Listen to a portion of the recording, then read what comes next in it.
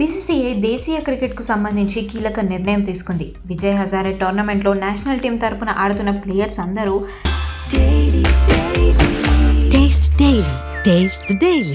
తప్పనిసరిగా ఈ టోర్నమెంట్లో పాల్గొనాలని స్పష్టం చేసింది. అంతేకాకుండా నేషనల్ టీం ప్లేయర్స్ అందరూ తమ రాష్ట్రాల తరపున లీగ్ స్టేజ్ మ్యాచ్లలో కనీసం 2 మ్యాచ్లైనా ఈ టోర్నమెంట్లో ఆడాలని ఆదేశాలు జారీ చేసింది బీసీసీఐ. అయితే ఈ రూల్ కేవలం కొంతమందికే కాదు, టీంలో ఉండే సీనియర్, జూనియర్ ప్లేయర్స్ అందరికీ వర్తిస్తుంది.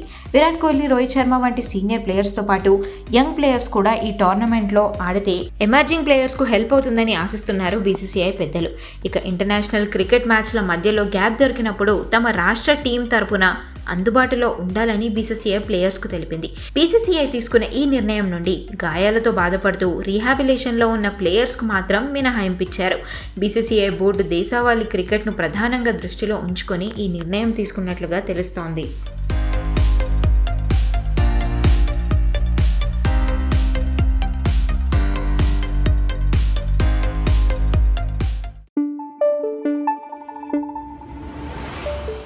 Thank you.